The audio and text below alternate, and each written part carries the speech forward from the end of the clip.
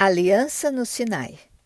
Moisés é o instrumento usado por Deus para tirar os israelitas do Egito e assim dar prosseguimento à aliança eterna que promete a redenção da humanidade. 3 meses após partirem do Egito, Moisés e os filhos de Israel chegam ao Sinai. O povo monta acampamento em frente ao Monte Rochoso. Moisés sobe e volta com o recado de Deus para dar ao povo. Está no livro de Êxodo, capítulo 19, verso 4. Vós tendes visto o que fiz aos egípcios, como vos levei sobre asas de águias e vos trouxe a mim. Ao citar as asas da águia, Deus quer ilustrar o que vinha fazendo com o povo israelita. Como as asas protetoras de uma devotada águia, Deus os livrara dos predadores e os trouxera, em voo majestoso, ao seu regaço. Deus apresenta-se assim como um pai poderoso que protege seu filho. Meio século mais tarde, Davi canta no Salmo 103, versos 13 e 14.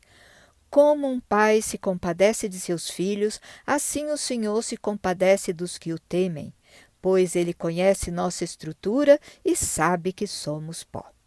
O próprio Senhor declara no verso 1 do capítulo 11 de Oséias: Quando Israel era menino, eu o amei, e do Egito chamei o meu filho. O recado de Deus ao povo, através de Moisés, manifestava seu mais profundo amor àquele que haviam sofrido por 400 anos em terra pagã, em crescente apostasia. Eles mal podiam acreditar que o Deus de Jacó, que quase haviam esquecido, ouvira os seus lamentos e agora não só os libertava do Egito, como os nomeava seu povo. Bastava que cumprissem sua parte na aliança. Deus continua seu recado no verso 5. Agora, pois, se diligentemente ouvirdes a minha voz e guardardes a minha aliança, então sereis a minha propriedade peculiar dentre todos os povos, porque toda a terra é minha. Davi vai cantar essa ideia nos versos 18 e 19 do Salmo 103. Sobre aqueles que guardam a sua aliança e sobre os que se lembram dos seus mandamentos para os cumprir, o Senhor tem estabelecido o seu trono nos céus e o seu reino domina sobre tudo.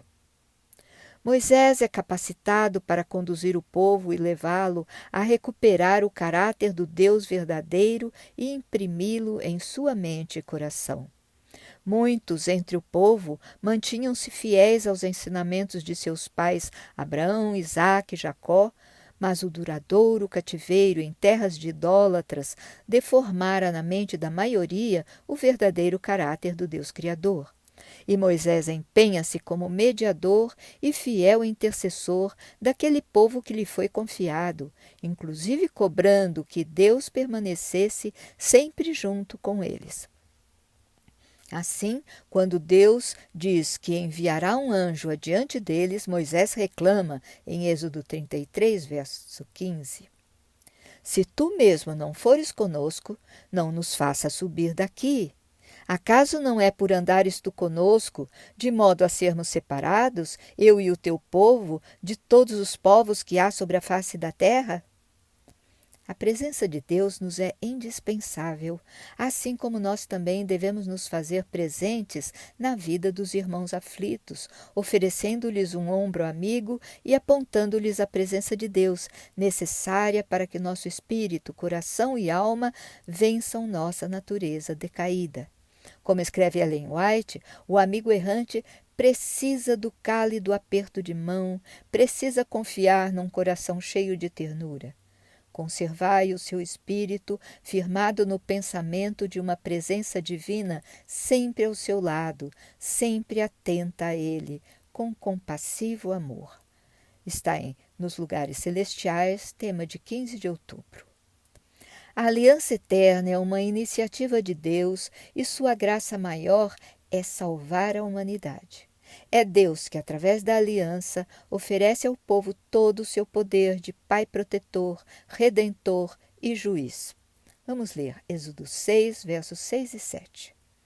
Portanto, dize aos filhos de Israel: Eu sou o Senhor, e vos tirarei de debaixo das cargas dos egípcios, e vos livrarei da servidão, e vos resgatarei com braço estendido e com grandes juízos. E eu vos tomarei por meu povo, e serei vosso Deus. E sabereis que eu sou o Senhor vosso Deus, que vos tiro de debaixo das cargas dos egípcios. Deus é claro em revelar suas intenções e seu caráter, e sempre usa uma linguagem que o povo entenda. Naquela época, era costume as pessoas escravizadas, devido a dívidas, serem resgatadas por seus parentes. Deus estava se apresentando como o parente resgatador do povo de Israel. E o preço do resgate da humanidade, representada naquele contexto pelo povo escolhido, seria o sangue de Cristo. O cumprimento da promessa da aliança na cruz nos confere a certeza de que fomos libertos das cadeias do pecado. Vivendo por Cristo e em Cristo, nenhuma tentação virá nos aprisionar, da qual não possamos nos livrar. Como está em Apocalipse 5, graças às providências divinas, com a vitória do leão da tribo de Judá, raiz de Davi, um novo cântico pode ser entoado e dirigido ao Cordeiro de Deus que tirou os pecados do mundo, dando-lhe toda a honra e glória. Podemos entoar juntos este cântico. Está no verso 9 de Apocalipse 5. Digno és de tomar o livro e de abrir os seus selos, porque foste morto e com o teu sangue nos compraste para Deus, de toda a tribo e língua e povo e nação. Deus diz a Moisés em Êxodo 3, verso 8, que desceu para livrar seu povo das mãos dos egípcios. O verbo hebraico traduzido por descer trata da interação do Deus que está no céu com o homem que está na terra, e literalmente é o que vai ter que ocorrer para que a promessa da salvação se cumpra. Deus se fará homem, como está em João capítulo 1, verso 14. E o Verbo se fez carne e habitou entre nós, cheio da graça e de verdade, e vimos a sua glória, glória como do unigênito do Pai. No livro de Êxodo, 3 grandes eventos ganham destaque: o próprio êxodo ou saída dos hebreus do Egito, a construção do tabernáculo ou santuário para Deus habitar com seu povo e o estabelecimento da aliança, que o Guia de Estudos da Casa Publicadora Brasileira considera como o ponto alto de Êxodo. A partir da chegada ao Sinai, uma série de etapas foram cumpridas, culminando com a oficialização da aliança. Como está em Êxodo 19, verso 1 e 2, o povo chegou ao Sinai, acampou em frente ao monte e Moisés subiu para ouvir a Deus. Na sequência, versos 3 a 6, Deus propôs a aliança na forma de um recado para Moisés transmitir ao povo. Nos versos 7 e 8, o povo respondeu prontamente: Tudo que o Senhor tem falado, faremos. Começaram, então, entre os versos 9 a 25, os preparativos para a oficialização da aliança, o que ocorrerá daí a 3 dias. Até lá, o povo deverá estar purificado, com jejum e roupas lavadas, porque o Senhor descerá diante de seus olhos. No 3º dia, todo o Sinai fumegava, porque o Senhor descera sobre ele em fogo. O sonido da trombeta crescia. Moisés falava e Deus lhe respondia em voz alta. Deus chamou, e Moisés subiu, ouvindo de Deus que o povo e os sacerdotes não subissem, para que não morressem. Numa sequência de subidas e descidas de Moisés, chega-se ao capítulo 20, onde Deus proclama os 10 mandamentos, dos versos 1 a 17. No verso 18, vemos o povo assustado com os trovões e relâmpagos, com o som da trombeta e o monte fumegando, por isso se afasta, com medo de morrer, e pede a Moisés, no verso 19, que seja o intermediário entre eles e Deus.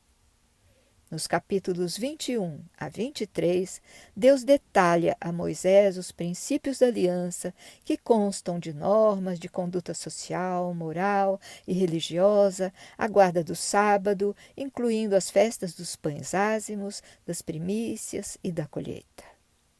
A confirmação da aliança é relatada no capítulo 24, nos versos 1 a 18, quando Moisés transmite ao povo os estatutos e o povo responde: todas as palavras que o Senhor tem falado, faremos. Moisés escreveu tudo o que o Senhor lhe dissera e edificou 12 monumentos, correspondendo às 12 tribos de Israel, e ergueu um altar na base do monte, onde foram oferecidos sacrifícios e holocausto. Moisés também leu para o povo o livro da aliança que escrevera, e eles disseram: tudo que o Senhor tem falado, faremos e obedeceremos. Moisés tomou então o sangue de sacrifícios pacíficos de bezerros e aspergiu-o, parte sobre o altar e parte sobre o povo, dizendo no verso 8 do capítulo 24: eis aqui o sangue da aliança que o Senhor tem feito convosco sobre todas estas palavras. Sempre seguindo instruções, Moisés subiu ao Senhor para adorá-lo de longe, na companhia de Arão, Nadab, Abiú e os 70 anciãos de Israel.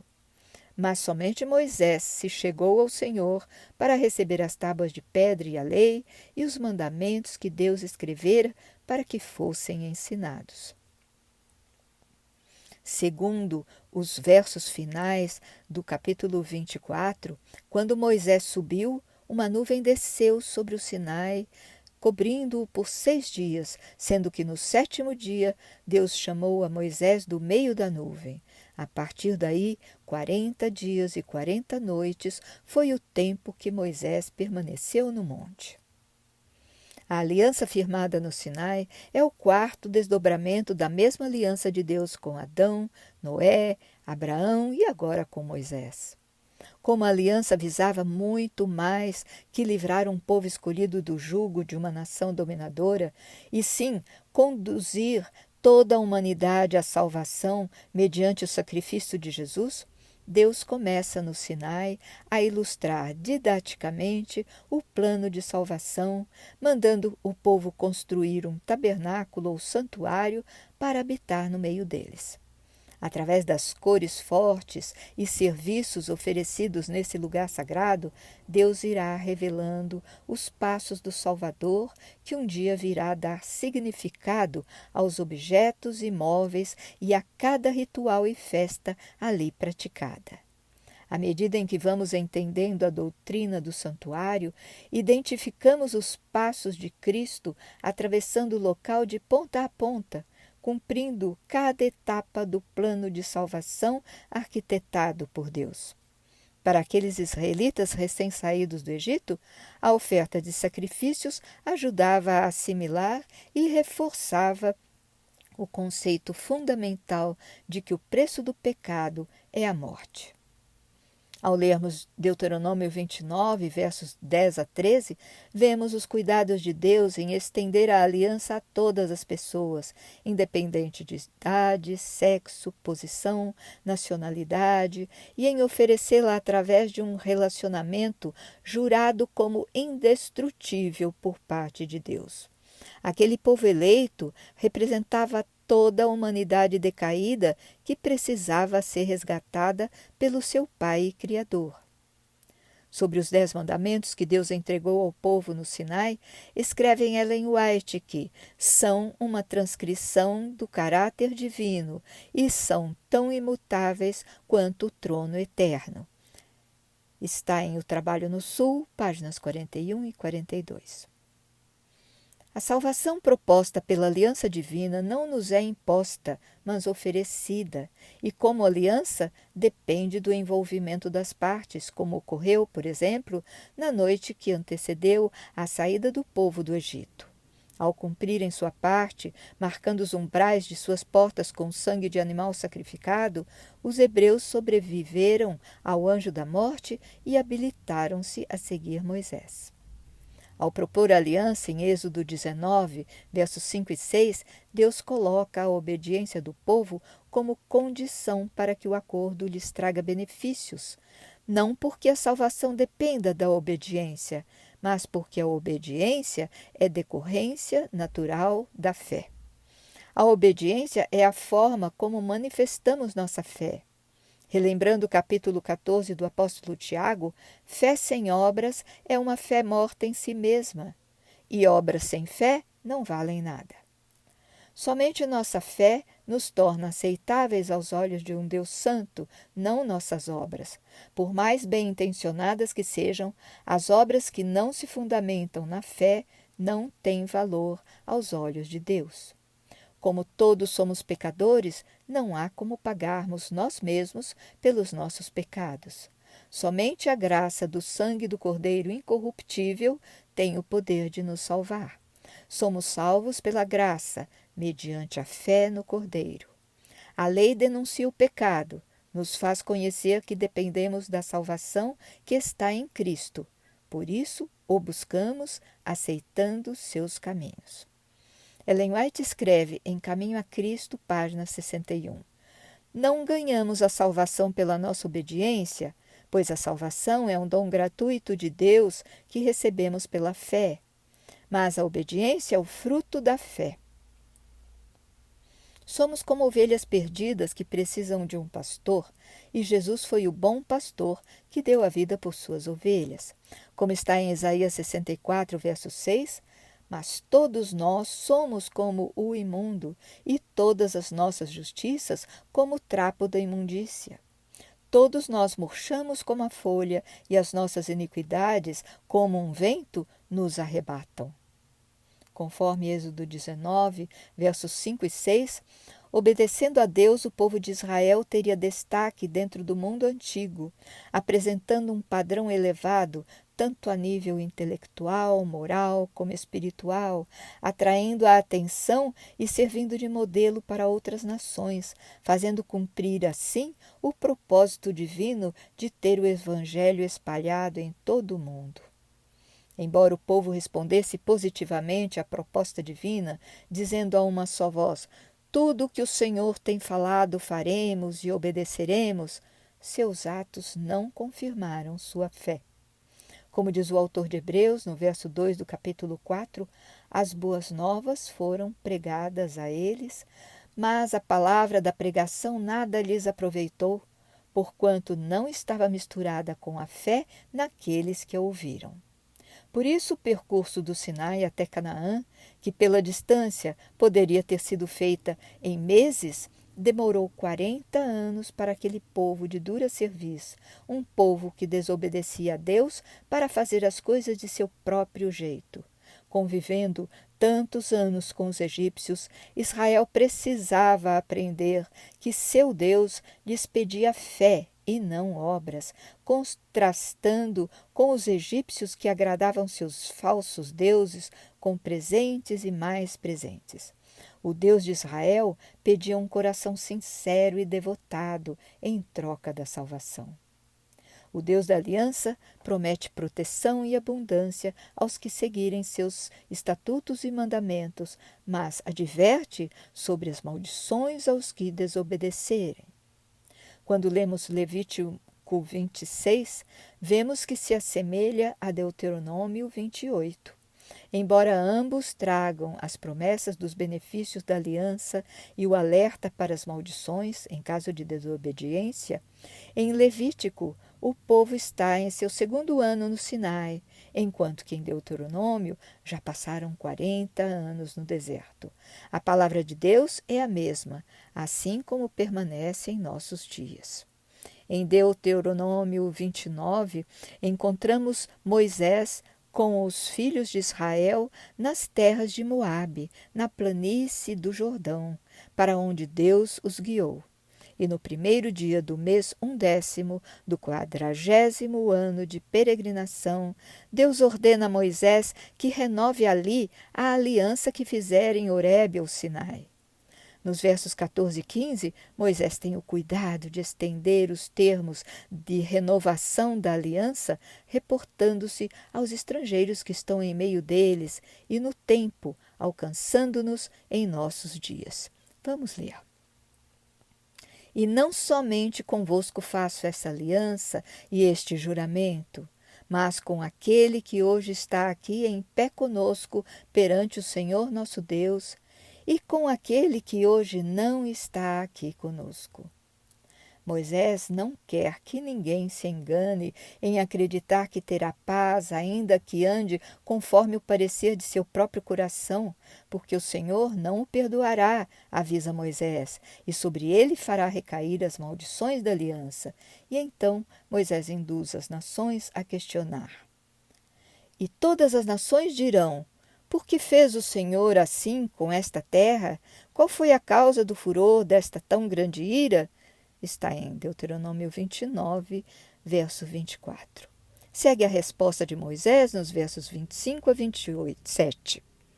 Então se dirá: porquanto deixaram a aliança do Senhor Deus de seus pais, que com eles tinha feito quando os tirou da terra do Egito, e foram e serviram a outros deuses, e se inclinaram diante deles, deuses que eles não conheceram, e nenhum dos quais lhes tinha sido dado.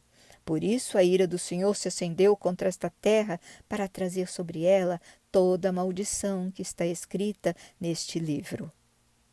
Vamos concluir com Deuteronômio 29, verso 29, com o convite para assumirmos a responsabilidade diante dos alertas que o livro sagrado nos fornece.